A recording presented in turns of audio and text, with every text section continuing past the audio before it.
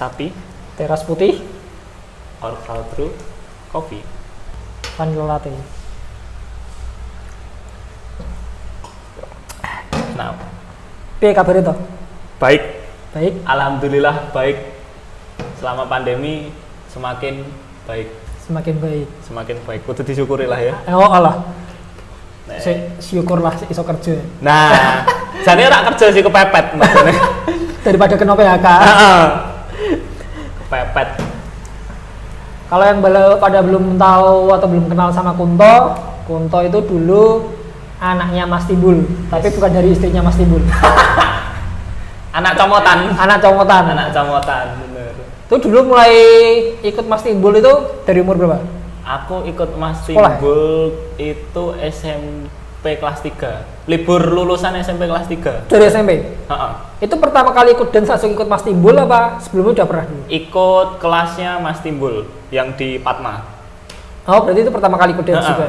Ikut dance Terus sama juga. Mas Timbul sampai sampai sekarang masih. sampai sekarang masih Berarti berapa tahun? hampir 8 sampai 9 tahun, May. 8 sampai 9 tahun. Heeh. Lep. Punjul ding Hmm. 2010. Berarti 11 tahun. 10 tahun 10 berarti. tahun ya. Kalau dulu lebih ke arah freestyle apa koreografi? Kalau aku sendiri sebenarnya lebih seneng ke koreografi, Mas. Koreografi.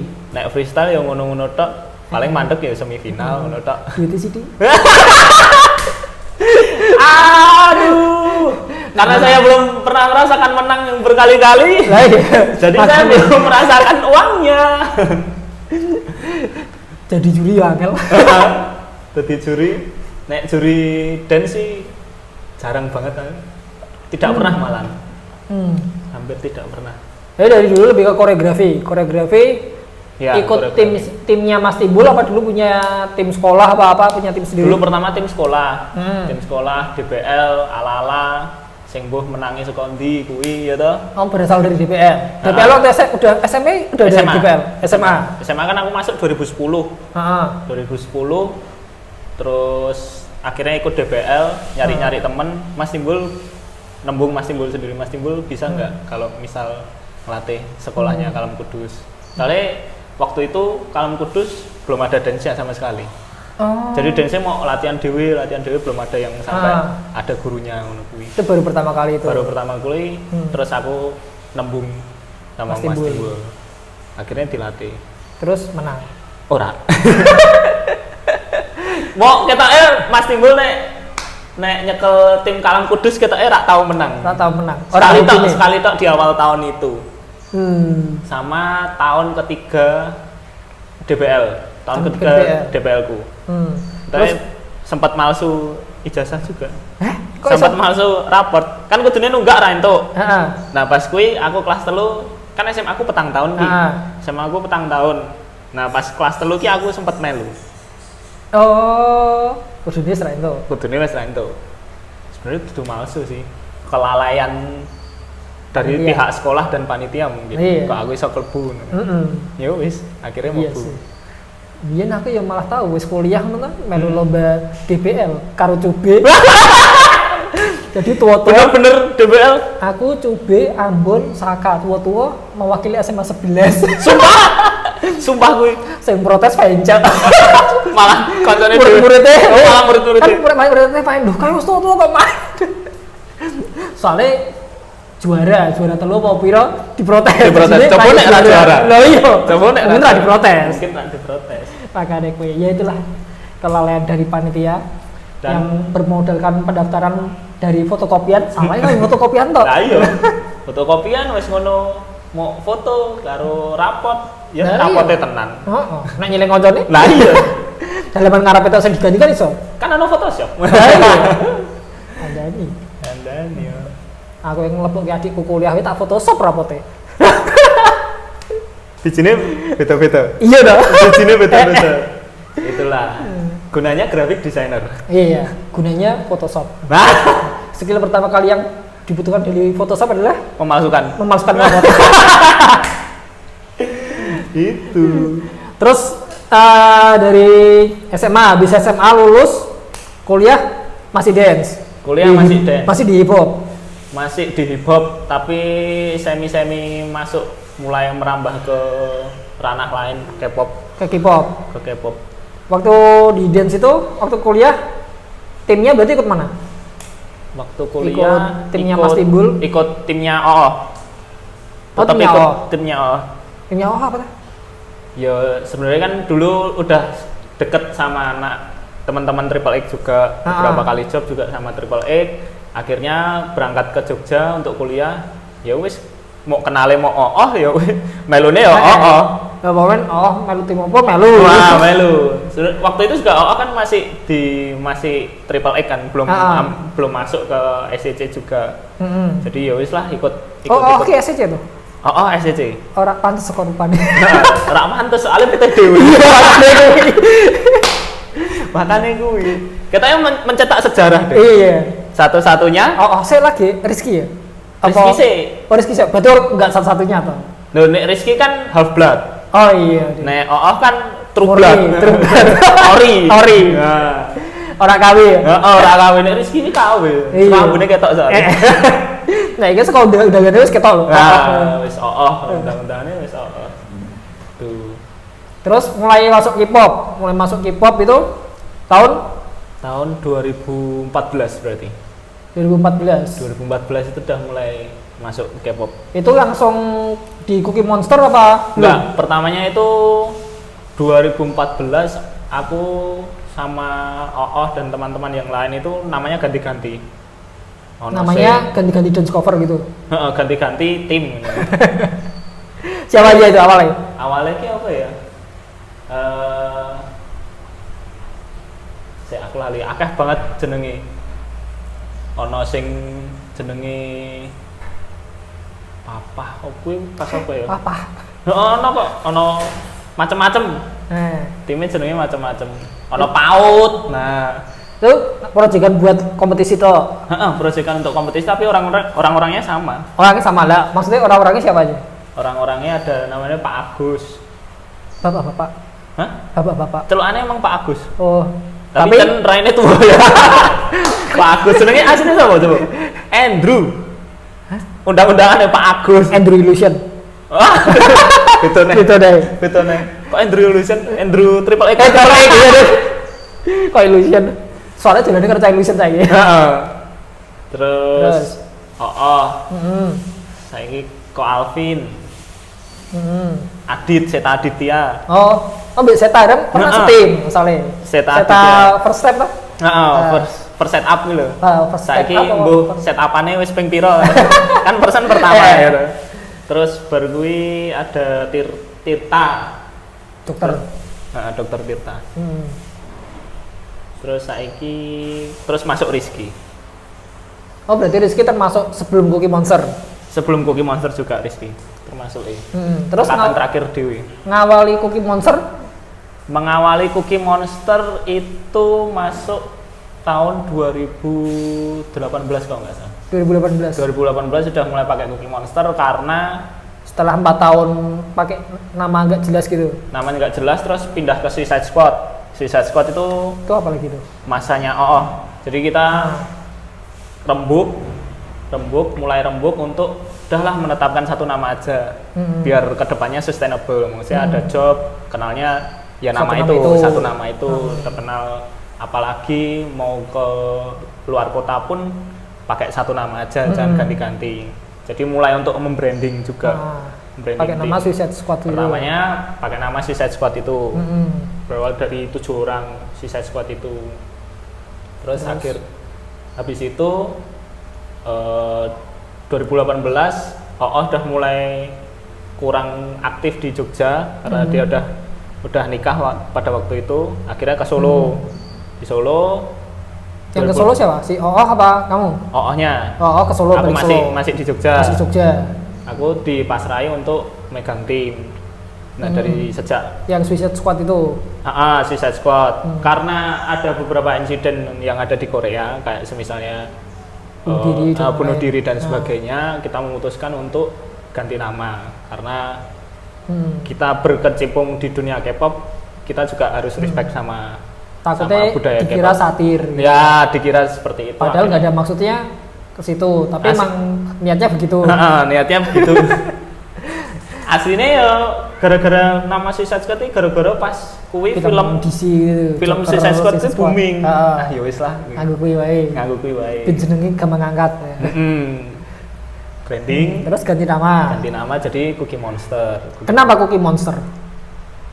Cookie Monster sebenarnya Cookie Monster kuwi diambil saka Sesame Street kan. Beberapa nama dari Sesame Street itu kita ambil karena satu wujudnya itu sebenarnya lucu, cuman kenapa sampai dijuluki monster gitu. Terus akhirnya keambil namanya Cookie Monster dan kita bikin kayak logo sendiri.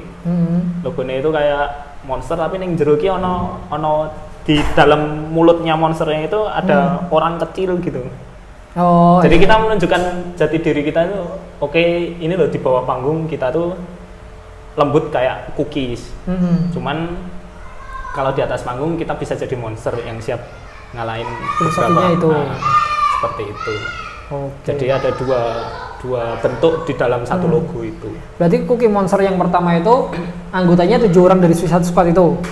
Anggotanya udah banyak, udah mulai banyak. Oh, udah mulai banyak. Berarti udah enggak 7 itu. Udah enggak 7 itu dari Suicide Squad. Habis itu regenerasi. Terus di tahun regenerasi yang waktu aku megang udah ada 15. Jadi 15 tambah 7. Itu 15 orang kalau misal kompetisi atau perform langsung main semua? Pernah main semua, 13 orang. Bayaran berapa? Waktu itu rano bayarane, rano sing tombo bayarane. Karena kompetisi dan kompetisinya kita ikut untuk modal ke Jakarta waktu itu. Mas, modal ke Jakarta? Kalau yang menang dapat tiket ke Jakarta atau gimana? Kalau menang uangnya ditabung untuk berangkat anak-anak yang nasional yang ikut lomba di Jakarta. Yang berangkat di Jakarta orang 8. Orang 8. Jadi kayak danusan lah. Danusannya suka kompetisi. Iya sih, podo Seven Soul Garuda Inus tahu ngono. Memang katen Thailand ra ning sik ra ning duit kabeh battle sasae. Battle-e kabeh dipencar ya to, terus dikelompokke. Lagi mangkat. Itu solid nih. Jawa Tengah style. Jawa Tengah style. Ngono kuwi. Kalau kota lain belum tentu kayak gitu. Berarti waktu Cookie Monster itu kayak Zeta masih di sana juga? Masih. Sampai sekarang masih? Masih. Kita cuma rebranding aja sih sebenarnya. Oh, rebranding. Suicide Squad ke Monster. Kalau setahu kalau tim-tim K-pop itu kan kayak ada apa? Kayak manajemen gitu kan.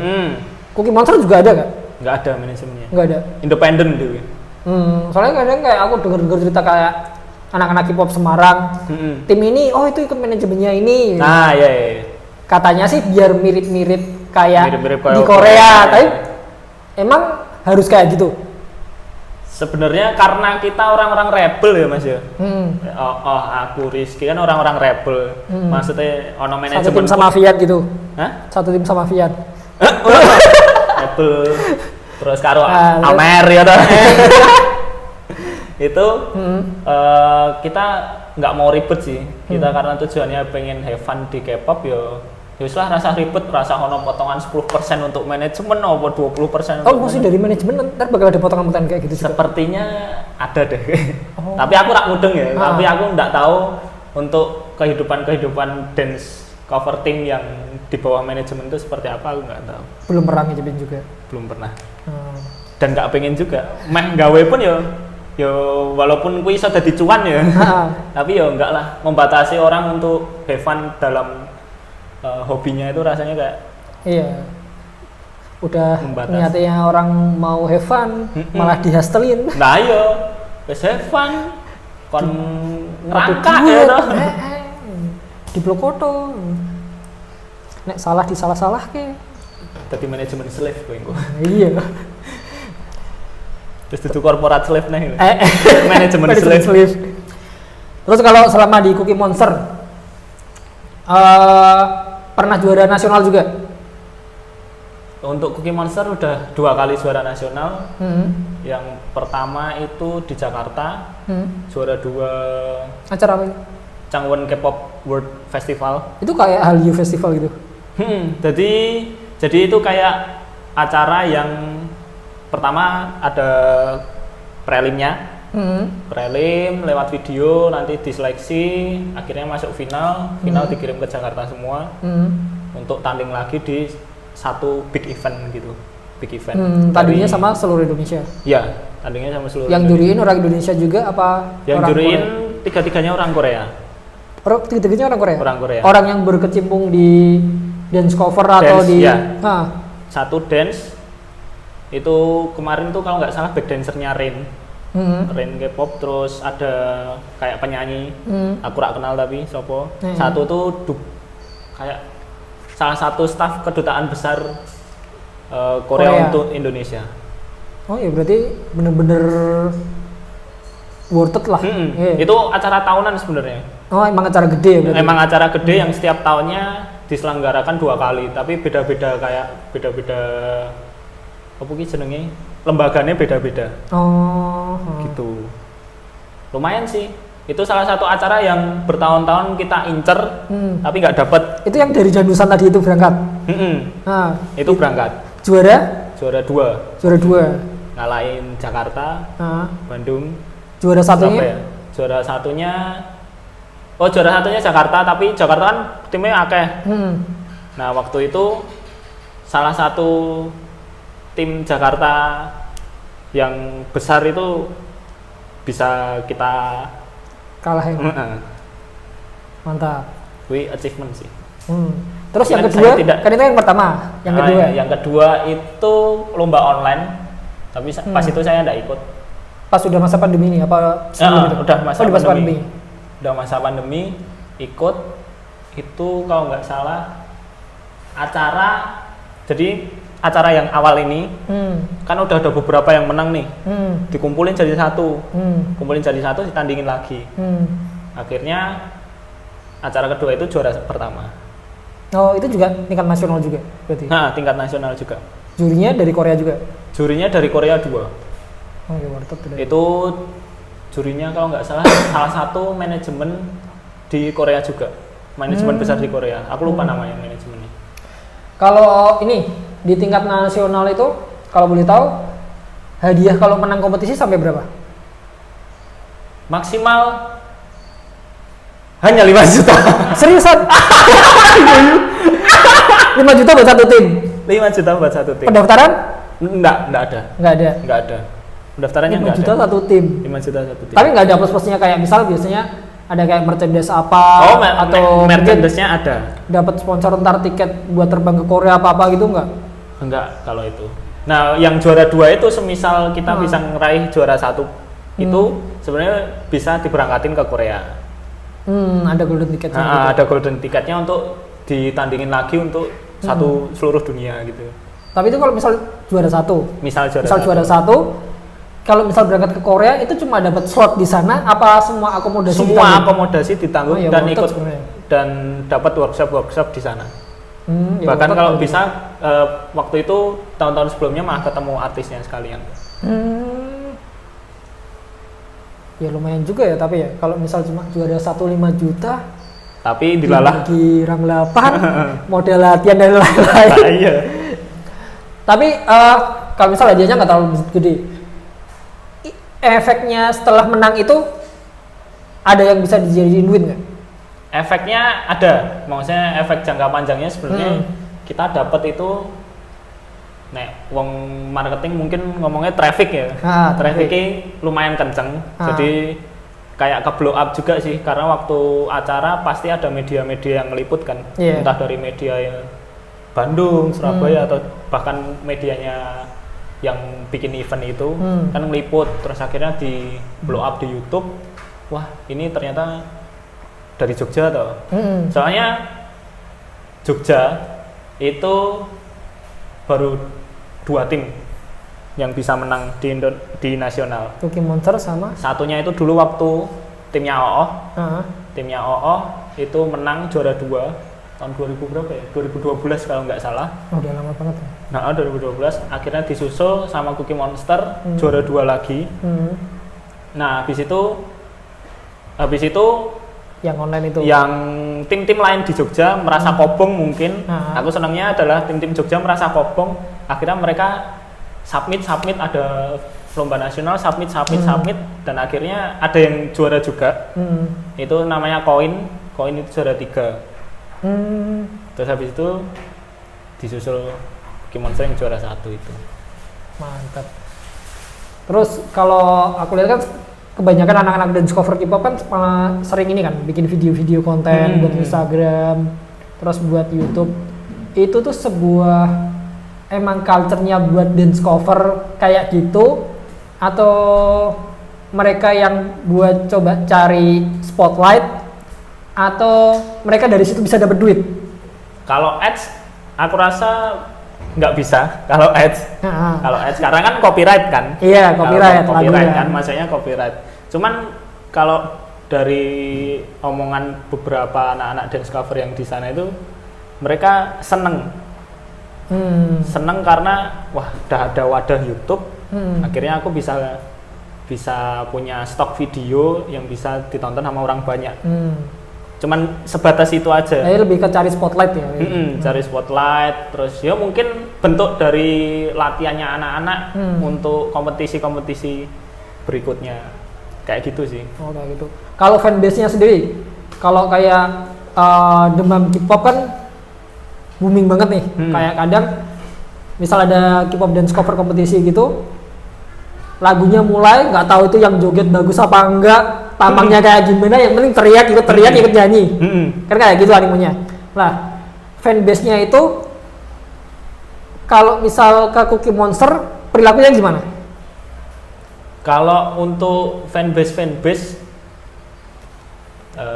ada nggak kayak Cookie Monster punya fanbase sendiri kayak gitu? Oh, nggak ada. Nggak ada. Ya fanbase-nya datang itu berdasarkan fanbase artisnya masing-masing. Misalnya kayak NCT itu fanbase-nya NCT. Berarti nggak ada kayak apa emang sekelompok orang yang emang datang buat nonton support Cookie Monster kayak gitu, nggak ada ya? Berarti lebih mereka. Kalau Cookie Monster itu nggak ada, tapi kalau tim lain ada. Oh, tim lain ada? Tim lain ada, maksudnya yang kayak senang sama satu tim ini, terus setiap perform itu ngasih bengok-bengok gitu-gitu, itu ada. Oh, ada. Itu ada. Itu emang karena mereka diatur sama manajemen atau gimana? Enggak, dia biasanya kalau yang nonton datang loyalitas gitu dong. Terus orang-orang yang itu apa karena ganteng-ganteng, apa emang bagus atau gimana? Apa teman sendiri? Bagus sih. Menurutku bagus. Dan mereka punya potensi untuk bisa nerusin legasinya Jogja. Menurutku bagus. Kalau Cookie Monster kenapa nggak punya? Nggak punya. Berbohong kalau ini kabeh.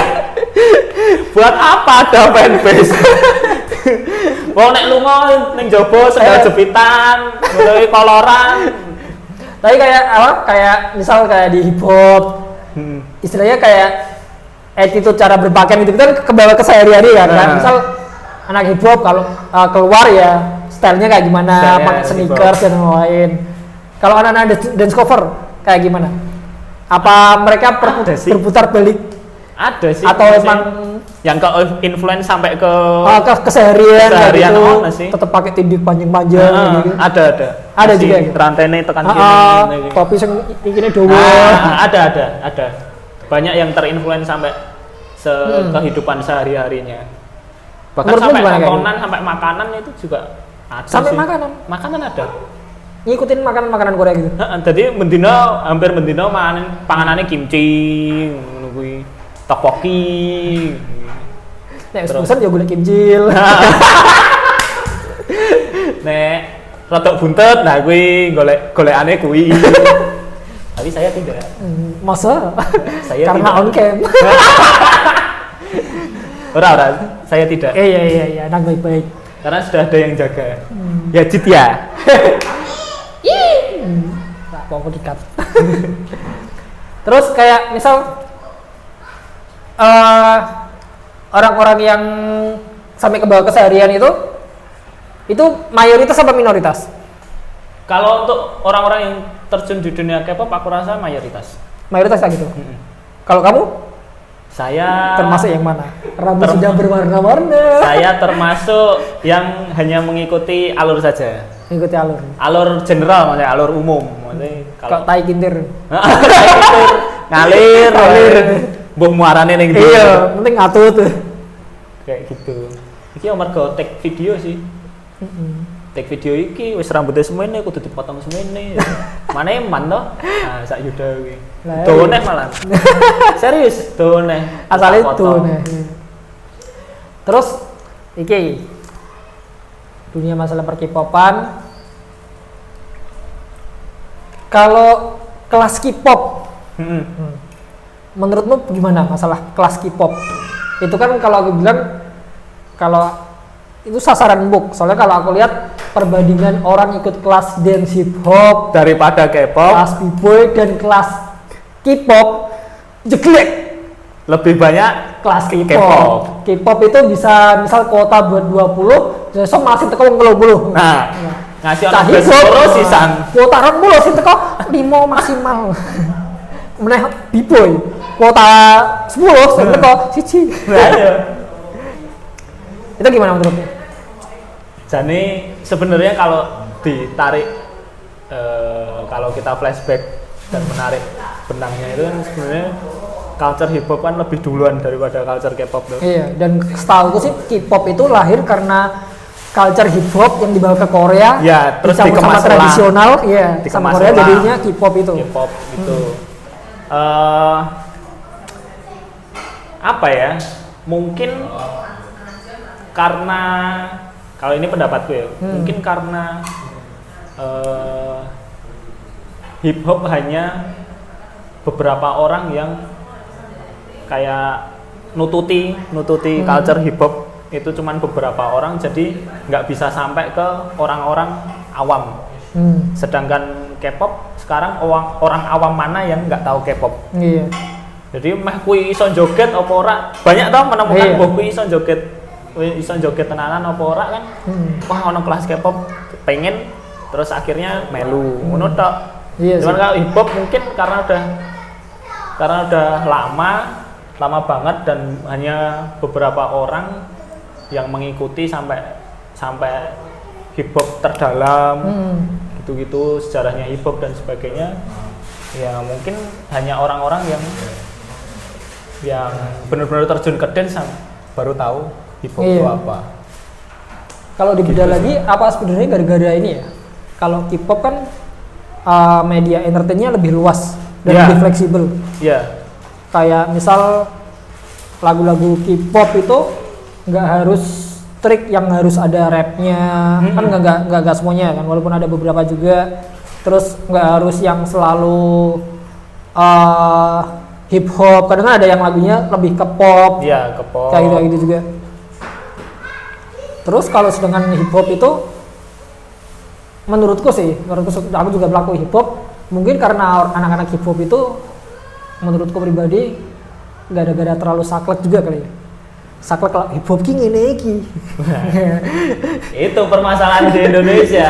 Makanya Pematenan itu sangat bahaya di Indonesia. hip hop iki ngene iki. Nek kowe ra ngene ya ora hip hop. Hip hop. Sedangkan kalau misal kita mau bangun industri kan harus istilahnya tahu gimana cara ngeraup pasarnya. Iya. Menerapkan hip hop ke pasarnya juga Iya. kan. Jadi biar bisa lebih dilihat sama orang banyak. Sebenarnya industri juga nek diomong hip hop ya hip hop. Iya. Kalau diomong urban ya sebenarnya tidak sepenuhnya urban. Karena culture-nya ya dari pertama ya hip hop. Iya. Boyband zaman dulu ya hip hop Hip dah hop. ya. Iya, berasal dari situ juga. Tapi mungkin di zaman yang sekarang karena ya, drama Korea, makanan Iya. Korea, Disupport sama hal kayak gitu juga ya. support sama hal-hal kayak gitu, jadi orang awam menerimanya juga ya wis K-pop yang Faktor geografis tapi pengaruh gak sih? Apa mungkin gara-gara K-pop itu masih di Asia, sedangkan hip hop itu kan dari barat? Pengaruh gak sih? Jadi budaya-budayanya kalau K-pop itu masuk ke Indo karena sama-sama Asia masih gampang, sedangkan hip hop agak susah. Itu pengaruh bisa nggak? jadi, bisa jadi. Mungkin kalau yang paling paling deket lah. Paling deket itu yang bisa berinteraksi dengan masyarakat Indonesia sendiri kan sebenarnya TV kan. Iya. Sekarang masih ada TV. TV beberapa media televisi pun juga nyetelnya sekarang drama Korea. Terus hal-hal yang berbau online shop kuwi we K-pop ya an lho. Iklannya mesti orang K-pop. Online shop gayate tipen ngono kan ra ono padahal tipen lagune apik. Mentok ae kalau di Indonesia paling yang kepake buat iklan-iklan TV Saikoji. Iya. Ya itu Karena juga Saikoji juga image bisa entertain juga kan. Lagu-lagunya bisa lebih diterima kan. Saikoji yang dari Indonesia. Kayak gitu. Banyak hal yang terlalu memblow up K-pop sebegitunya, jadi sampai kayak opo-opo K-pop, saya opo-opo K-pop, Tokopedia dan sebagainya. Oh sorry saya nyebut. Nggak apa-apa. Gue sekarang udah masuknya ke K-pop. Ya mungkin dari situ juga sih. Antusiasnya beda ya berarti. Kalau menurutmu, setaumu ada nggak sih bocil-bocil yang di K-pop itu? Bocil-bocil yang baru nyemplung tapi udah sok tahu, sudah sok-sokan, aku ini paling K-pop. Mungkin ada, cuman karena aku nggak terlalu mengurusi hal-hal yang Saya seperti pernah nemuin nggak? Pernah. Atau pernah dicengin sama bocil? Pernah kan? Pernah sih kita ya. Dulu waktu awal-awal K-pop gitu tuh pernah sih. Tahu mas, nih karena waktu itu Cowok apa cewek? ya cowok ono, cewek ono. Oh, iya. Jadi cuman datang, mas kamu tuh kurang gini untuk jadi artis ini. Oh iya. Dipendekari. Dipendekari. Ternyata tidak hanya kopi yang ada pendekarnya. Di K-pop juga ada pendekarnya ternyata. Oh mas ini kurang ini, oh iya. Karena waktu itu aku masih menjajaki K-pop, jadi ya tak terima wae. Tapi orang yang ngomong gitu, dia juga dance cover apa cuma penikmat? Penikmat. Ada yang penikmat, ada yang masuk ke dunia dance cover. Pokoknya ditompo wae kabeh.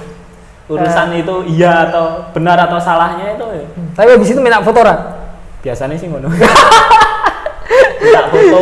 Setelah mengkritik terus minta foto. Itu salah satu dua hal yang kontradiksi ya sepertinya. Bertabrakan. Satunya mengkritik, katanya minta komplimen dia. Terus kenapa kalau kecenderungan cowok-cowok yang ada di K-pop menggo? Duh, pertanyaan yang sangat sulit. Nah, kenapa kecenderungan? Bahkan sampai kebanyakan kalau sering aku lihat sih, ya cowok, tapi covernya dance cover yang cewek. Dan lebih cewek daripada cewek yang lainnya. Saya tidak tahu sebenarnya itu orientasinya kemana.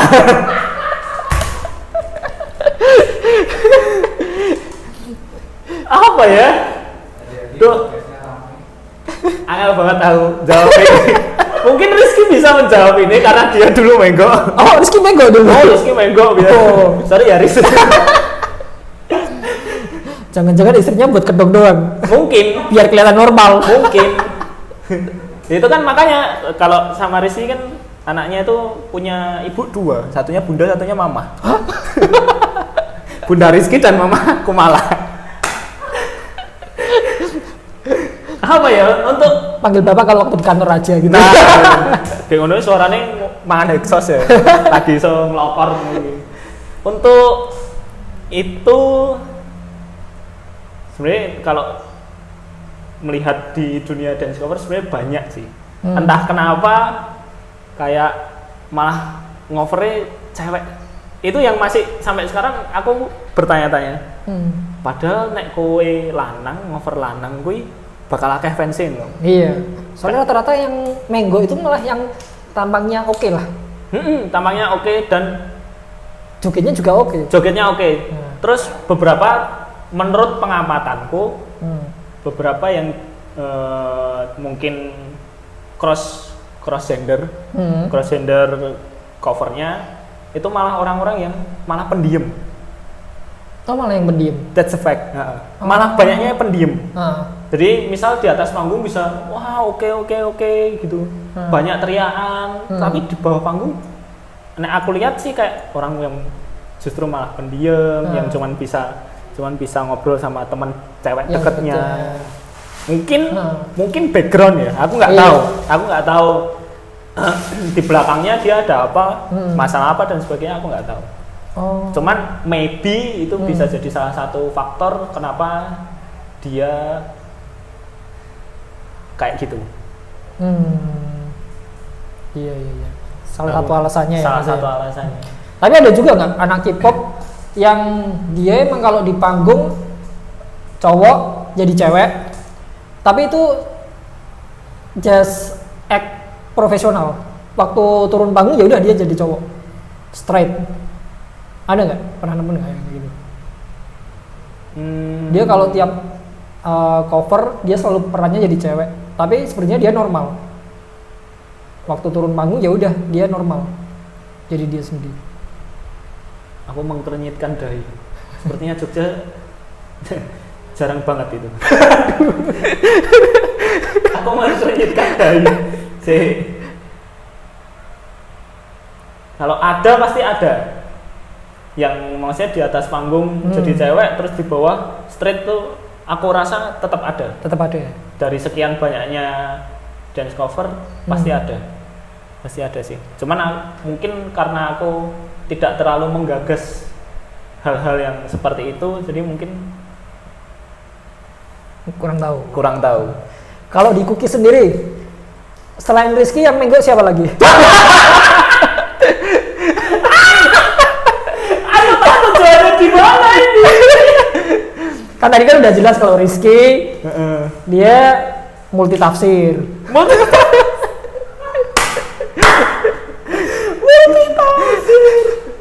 Aduh. Oke. Saya mengeksploitasi tim saya sendiri ya sepertinya ini ya. Lebih aman pancingan. Kalau menggok yang lainnya ada nggak tapi? Ada. Apa semuanya normal? Semuanya normal. Semuanya normal. Berarti aman kecuali Rizky. Kecuali Rizky dong. Tetap Rizky. Cuman di Cookie Monster tuh ada satu cewek ya. Oh, ada ceweknya juga? Ada ceweknya. Cuma satu. Dan itu dia emang pawaannya kayak laki. Oh, siapa? Ahneta. Kan kayak laki. Laki nek kuwi gede dhuwur ya. Coba nek lemu sithik. Iya, momen tekol sithik. Tekol sithik ngene ketake. Jadi satpam malas. Piye dadi piye aku. Ada yang satu cewek dan dia masuk di tahun 2016 kalau nggak salah. Dari 2016, tapi dia emang tiap kali ngover di atas panggung jadi cowok terus. Oh, jadi cowok terus dan sampai sekarang masih di Cookie Monster. Kalau Caleb dia tuh sebagai apa sih di Cookie Monster? Pembantu umum? Nah kan aku nggak tahu, soalnya aku nggak pernah tahu Caleb ikut Cookie Monster kompetisi gitu kan, belum pernah tahu kan, makanya dia tanya. Kelihatannya sesi perkap. Perlengkapan. Genep deh. Caleb itu sebenarnya dulu ya salah satu member sebenarnya, berarti nggak bener nih. Ada 40% bener. 40% bener. 60%-nya nggak bener.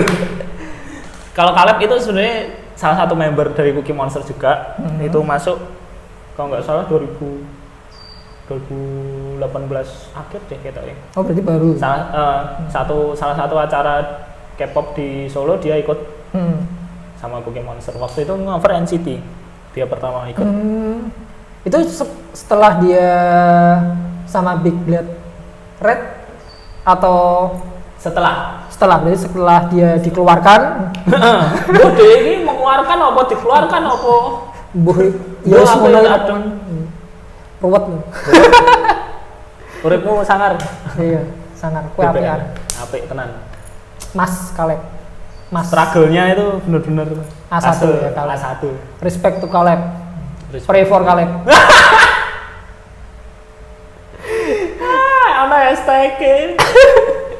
Dan Cookie Monster. Terus kalau Cookie Monster sendiri semuanya cuma member orang Jogja, apa bakal ada kayak chapter-chapternya, misal kayak di Solo ada Cookie Monster juga dan ada satu tim, di Semarang ada juga satu tim tapi Kaleb tok isine apa piye?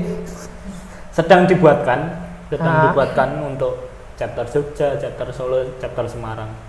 Oh bakal ada? Bakal ada. Ya kayak Seven Soul lah. Seven Soul cabang di. Dia gabung. Karena mungkin salah satu cara untuk melebarkan sayap Cookie Monster ya dengan cara naruh satu PIC, silakan bikin terus pakai nama Cookie Monster. Ya seperti itu sih. Kalau ininya jumlah anggota Cookie Monster yang sekarang total ada berapa orang? Jogja berapa, Solo berapa? Total untuk semua itu ada 30. 30? 30. Jogja berapa orang? Jogja itu kalau nggak salah 24 kalau nggak salah. 24. Sisanya 6 disebar kemana? Dua itu tambahan dari Semarang. Semarang itu siapa? Kaleb sama Ganis. Cio.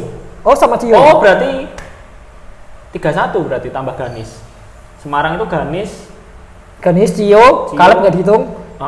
Wis, Ganis Cio Kaleb. 3. Terus sisa 3 lagi? Sisa 3 lagi itu dari Solo. Itu Haidar, Vicky sini apa ya? Satunya aku lupa. Haidar, Vicky. Satunya adalah. Itu kalau yang luar kota gitu, kalau ikut kompetisi juga ikut latihan sama Cookie Monster atau gimana? Kan ada 30 orang tuh. Misal mau ikut kompetisi, mau cover katakanlah yang personalnya 8 orang. Terus seleksinya gimana? Yang nentuin siapa yang maju? Biasanya kalau 8 orang misal eventnya di Jogja ya wis 8 orang yang di Jogja. Yang selo siapa gini terus dipilih sesuai nggak sama role-nya gitu. Kalau ternyata yang bisa mau ikut maju 16 orang bakal jadi 2 tim apa gimana? Mungkin kalau kayak gitu nanti milih apa yang mau di cover dulu, jadi kita bisa pasti menentukan jumlah orangnya. Misal katakanlah ngover Shiny sama ngover Etis 5 sama 8, nanti dicari yang 5 siapa, yang 8 siapa aja, terus nanti ada yang double player enggak gitu. Oh bisa, jadi kalau di satu kompetisi bisa satu orang bisa ikut 2 tim? Bisa. Boleh? Ada beberapa regulasi yang seperti itu, ada beberapa regulasi yang tidak memperbolehkan untuk double team juga. Oh. Kalau di tingkat daerah atau tingkat provinsi, kalau tadi kan tingkat nasional juara 1 5 juta. Terus kalau di tingkat provinsi atau daerah juara 1 berapa? Juara 1 waktu kapanan, waktu di Jogja itu ada yang sampai 10 juta. Malah lebih gede? Malah lebih gede. Biasanya ya mungkin vendornya lebih gede ya. Oh. Pendaftaran free Pendaftaran juga? Itu 100 ribu. Per orang apa per tim? Per tim. Oh murah. Murah. Iya. Ada yang paling pol itu kalau K-pop Jogja itu ada di 150. Itu udah mentok pol. Biasanya 150 uangnya, price-nya itu price poolnya ya bisa sampai juara satunya 7 juta. Kayak gitu. Kalau hadiah paling dikit juara 1 berapa? 100.000, 500.000. Itu disikat juga sama Cookie Monster? Enggak. Halo, Majid, sini. Bah.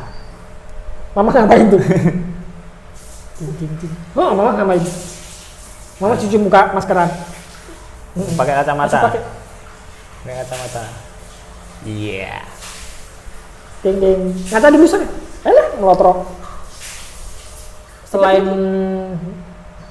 di hip hop, K-pop, kan juga terjun di dunia perkopian, barista. Itu dari tahun kapan? Kalau kopi Teras Putih sendiri itu dari 2020 kemarin. Oh baru. Kalau kamu belajar kopi dari? Saya tidak punya background kopi. Malah saya tidak punya basic background kopi. Saya hanya basicnya kepepet waktu itu.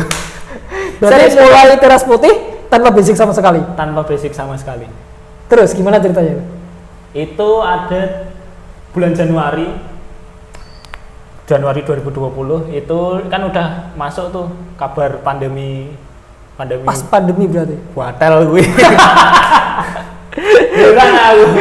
pas pandemi itu kan Januari masih simpang siur kan. Kita nggak tahu pasti akan masuk Indonesia. Ono sing ngomong alah awake dhewe mangan gorengan bekas minyak plastik ora mungkin iso klebu corona dan sebagainya. Isunya begitu. Isunya seperti itu. Terus masih bergantung pada job dance saja itu. Nek pas Januari itu bergantung pada job dance. Set masuk ke pertengahan Januari aku dapat kabar semua grup untuk project job itu kalau cancel semua jobnya. Buset. Itu yang K-pop sama hip hop apa semuanya? Semuanya. Total ada kalau waktu itu total 10 sampai 12 job kalau nggak salah. Cancel semua. Buset. Lah yo malah kelepek-kelepek ta. Terus akhirnya aku mikir, duh. Iki tabunganku mau tak jadiin apa ini? Kalau semisal nggak jadi apa-apa, berarti aku makan ngabisin uang tabungan tok dan aku nggak bisa dapat apa-apa lagi. Terus akhirnya aku mikir-mikir apa ya, kepikiran apa yang bisa dijadiin uang waktu itu. Terus kebetulan salah satu teman kosku itu barista juga, barista, dan kita ngobrol-ngobrol tentang kopi itu pasarnya gimana sih? Iseng aja waktu itu, mangan yang burjo mangan sego arek terus ngobrol karena dia barista, ngobrol. Akhirnya aku setelah ngobrol sama namanya Dina yang ngobrol coffee shop. Ya sebenarnya kayak wah wis akeh, aku iso ra ya. Aku iso ra ya untuk survive di pandemi dan survive di jegalane kiri kanan. Karena kan coffee shop sudah banyak banget. Sudah banyak banget. Akhirnya memberanikan diri untuk ngobrol ke Rizky. Oh, berarti malah idenya bukan bareng Rizky ya? Idenya berasal dari tercetus dari ngobrol sama Dina itu burjo terus mikir terus akhirnya ngobrol sama Rizky karena Rizky juga punya pandangan mau buka coffee shop. Terus akhirnya tak samperin, Riz ini mau kepikiran gue buka coffee shop sih. Terus akhirnya dia dia mengokein. Akhirnya Januari akhir itu kita mulai cari-cari ruko, cari-cari ruko kecil-kecilan lah yang sekiranya nggak terlalu mahal. Jebol malah kecentok yang mahal. Itu berarti patungan modal berdua sama Rizky? Modal awal berapa tuh? Per orang? Modal awal per orang ngomongin total aja paling total 40-an. Total 40. Itu buat sewa ruko doang apa udah sama mesin sama kita nggak ada mesin waktu awal. Kita pakai represso. Kita pakai represso waktu itu. Teko pun masih ngodok di kompor waktu itu. Bener-bener minimalis ya? Bener-bener minimalis karena belum itu kan. Aku mikirnya kan belum renovnya, belum rukonya, belum keperluan kayak meja dan sebagainya. Itu ternyata habis direnov juga. Itu udah pakai nama Teras Putih langsung atau awal? Pakai nama Teras Putih.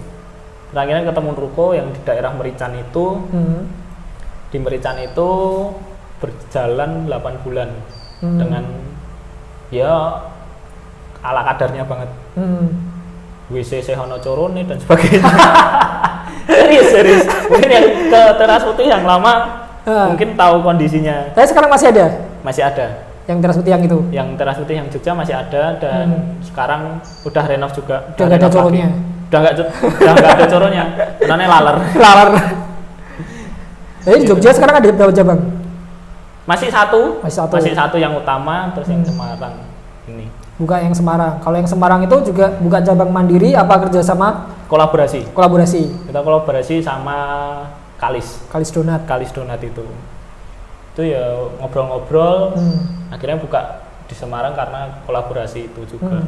Waktu awal yang 8 bulan yang di Jogja itu berdua full time di coffee shop semua apa gimana pembagiannya? Saya tahu kan soalnya kan si Rizky kan kerja kantoran kan. Budak korporat deh. Iya. Makanya terus itu pembagiannya gimana? Siapa yang eksekusi lapangan? Terus Rizky ngapain? Apa Rizky cuma monitor lewat CCTV aja? Pas ke malah ngono CCTV nih malah. Gimana? Gue tuku CCTV duitnya ra ono. Jadi waktu itu karena yang selo adalah aku, jadinya sampai sekarang yang eksekusi lapangan aku.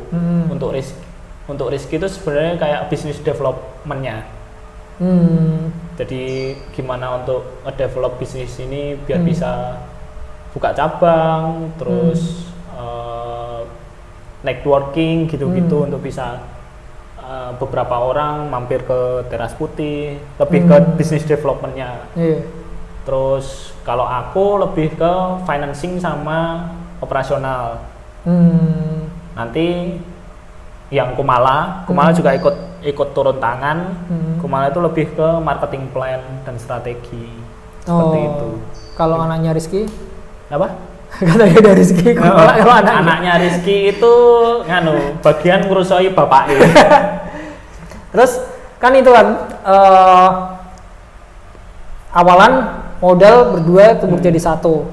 Terus sambil berjalan sini sampai udah bisa buka cabang yang kolaborasi, itu perjalanan ke sini dapat investor juga apa sampai sekarang masih tanpa investor?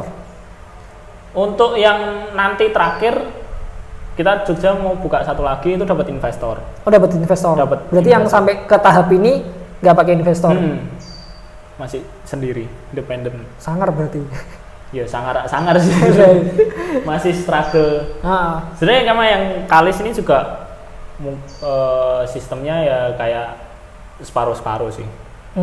Separuh-separuh untuk yang di Kalisnya. Kita modal manajemen sama operasional. Mereka yang model fasilitasnya. Fasilitas tempat. Gitu. Kalau mesin tetap dari Teras Putih? Oh, kalau mesin dari Kalisnya. Oh, mesin yang di Semarang dari Kalisnya? Berarti benar-benar full operasional ya, sama tenaga ya? Sama tenaga, sama manajemen, marketing, sales, semuanya. Terus kalau gaji baristanya ikut dari Kalis apa? Enggak, kita sendiri. Jadi di situ kayak dua manajemen yang berbeda gitu. Tapi tumbuh jadi satu. Jadi satu rumah gitulah. Gitu. Kalau yang ketiga ini, itu kan ada investor. Terus investor itu berhak juga akan saham kepemilikan Teras Putih yang lain apa cuma yang di cabang itu doang? Cuman cabang itu doang. Karena fokusnya kalau investor lebih ke cabang itu aja sih, enggak chip in langsung untuk seluruh Teras Putih yang ada gitu.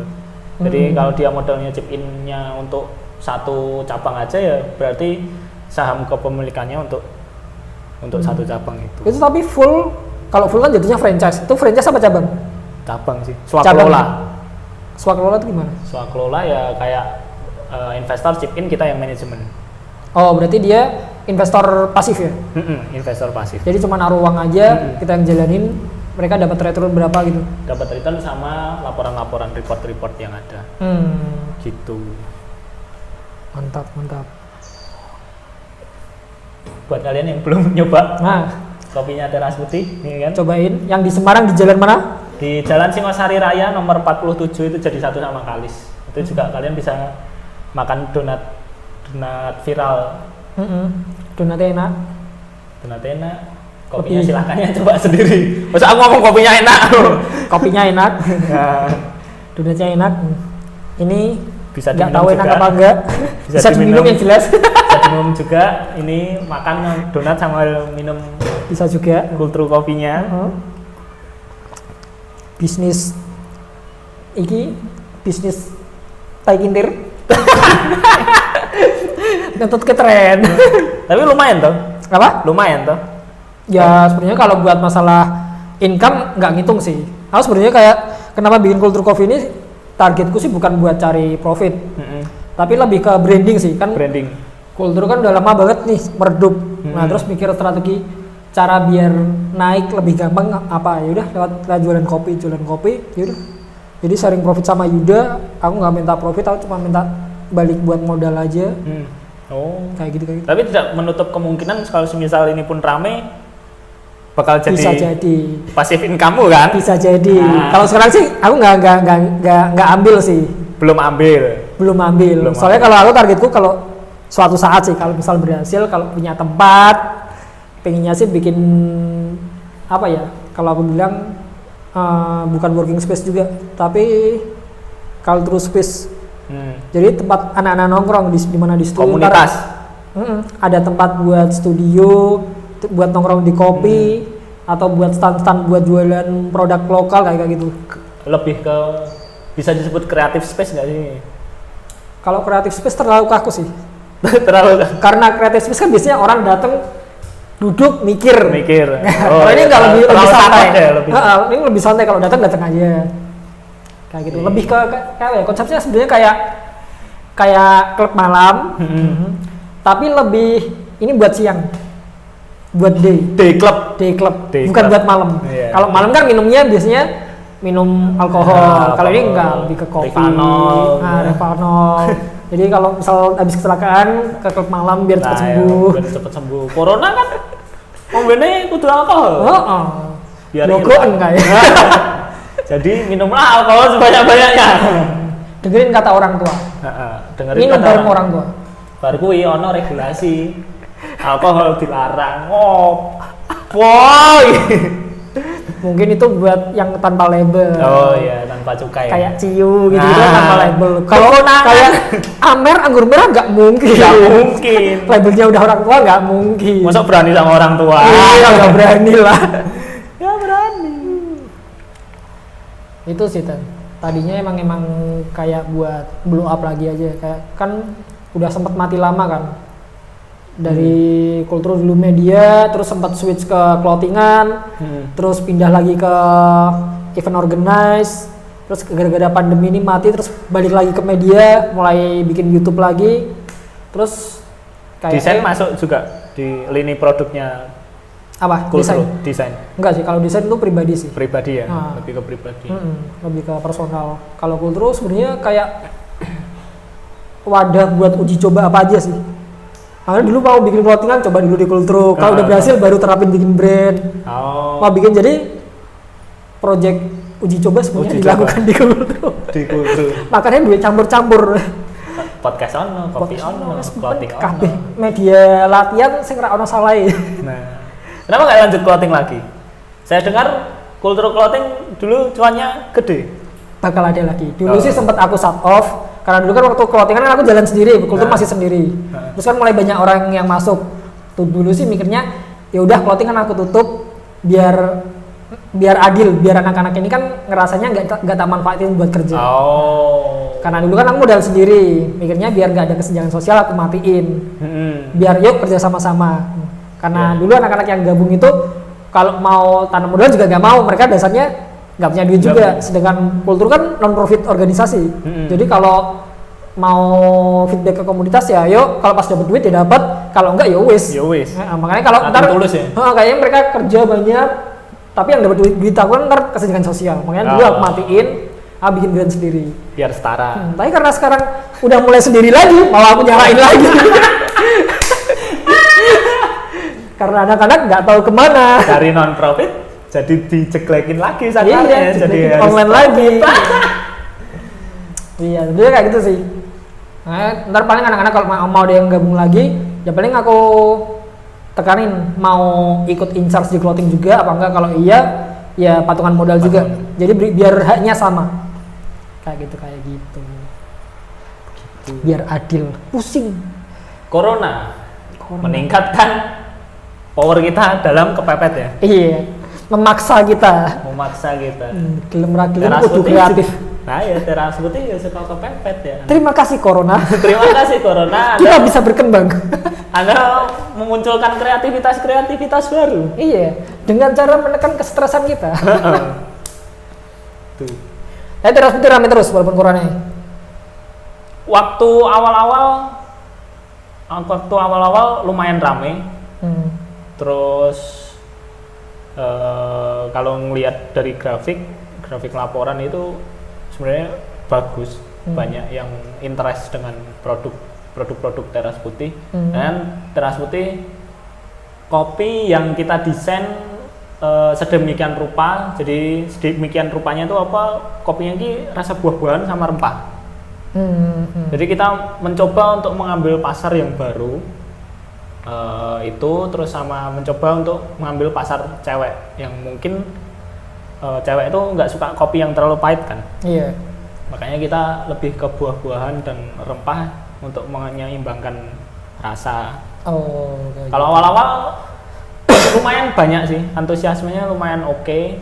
Cuman karena kemarin waktu renov itu mundur dari jadwal, jadi mungkin kita harus cari market lagi, kayak cari market lagi gitu. Iya sih. Gitu. Rada-rada susah ya. Rada-rada susah. Cuman sekarang Jogja udah mulai naik lagi. Udah mulai naik lagi. Semarang ini yang tinggal PR-nya. Kalau teras putih sendiri artinya apa sih? Kenapa pilih teras putih? Itu juga the power of kepepet. Semuanya serba kepepet. Teras putih itu sebenarnya dulu namanya bukan meh teras putih. Dulu tuh pernah namanya itu pengennya itu Karnopus. Tahu Karnopus? Nggak tahu. Kalau Mas Jamal lihat di mana? Di Serina. Itu bintang-bintang yang Serina lihat. Oh iya. Ada Karnopus, ada Vega, ada ini. Nah, itu mau namanya Karnopus. Terus akhirnya Karnopus kira-kira susah nggak ya untuk masuk ke pasar gitu loh, namanya itu enak nggak didengerin, nama enak nggak diucapin. Terus akhirnya ketemu teras putih karena waktu itu kan oper kontrak, ceritanya aku cari ruko tuh oper kontrak kan, oper kontrak di situ ada kerikil putih. Dan kerikil putihnya banyak dan itu di bagian depan kan, bagian outdoor. Ya wis namain aja teras putih. Sesimpel itu. Tanpa makna. Maknanya adalah kan kalau usia Mas Jamal mungkin usia aku itu, kalau dulu waktu kecil kan sebenarnya teras menjadi salah satu tempat untuk nyantai. Buat mainan lah, buat ketemu orang, buat apa. Nah, aku pengen memasukkan nilai teras sebagai tempat nyantai dan sebagainya itu di coffee shopku. Terus kenapa putih? Karena putih itu bersih aja. Dia caranya memberikan tempat yang nyaman, bersih. Dan enak dipandang. Lebih ke, kalau di marketing kan warna putih lebih ke elegan. Iya. Gitu sih. Oke. Yang terakhir, saran buat teman-teman K-pop atau teman-teman yang mau mulai bisnis di kala pandemi ini, atau buat Caleb yang masih berjuang buat hidupnya. Nah, Caleb udah lumayan oke loh, videografinya jalan terus. Salut buat tim apa itu, Cookie Picture. Wih, Cookie Picture. Secara kualitas oke. Secara harga. Aduh. Kemarin belum tanya itu bos ke Caleb. Udah off cam, tapi tetap ya. Batu. Terima jasa tombok. Iya. Caleb itu menjunjung tinggi asas pertemanan. Meh kui tombok, meh kui bati. Makanya dia tidak cocok dipanggil koh. Soalnya nak cuan. Caleb adalah saudara kita semua. Ya, saudara kita semua. Buat teman-teman, saran apa ya? Mungkin buat anak-anak K-pop yang mulai merintis di dunia K-pop atau dance cover, atau anak-anak yang mulai terjun ke bisnis kopi atau bisnis apa aja. Kalau untuk dance cover, tekuni, walaupun itu mau dapat hujatan sebanyak apapun nih, dance cover alay dan sebagainya, tapi semisal kalian bisa menunjukkan kualitas kalian, itu orang-orang juga bakal respect dengan sendirinya. Jadi jangan malu. Kalau kata Deddy Corbuzier itu apa itu namanya? Jangan pernah mendengarkan kata-kata orang lain kalau kamu mau maju. kayak gitu. Jadi ya shit happen every day kan. Iya. Mau kamu dijelekin dan sebagainya, mau dihujat kayak apa, mau dance cover ra ono jenjang karirnya dan sebagainya, tapi nyatanya sudah ada. Nyatanya sudah ada. Jadi mau nggak mau ya tekunin aja semuanya. Gitu kalau yang dance cover. Yang bisnis sebenarnya saya juga belum expert di bidang bisnis. Cari apa ya? Kalau di quote aku pernah baca quote di Instagram. Mumpung kalian masih muda dan masih bisa menguras keringat kalian lebih banyak, itu kuraslah keringatmu lebih banyak, dan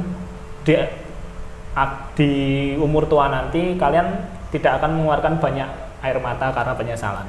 Seperti itu. Jadi mau sekarang kamu mau susah-susah dulu, aku rasa ini waktunya sih.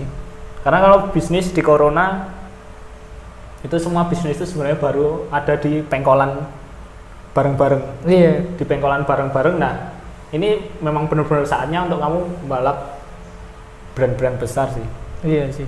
Banyak brand-brand besar yang sekarang juga mengadopsi cara berjualan di pinggir jalan dan sebagainya. Berarti kan dalam kata lain kan ini benar-benar di tikungan tajam, benar-benar baru di tikungan tajam yang ini chance-mu untuk membalap brand-brand besar tersebut. Oke, kalau yang mau main ke Teras Putih Jogja atau ke Teras Putih Semarang bisa langsung cek aja Instagramnya Teras Putih di @terasputih.yk dan .idn dan jangan lupa subscribe dan like.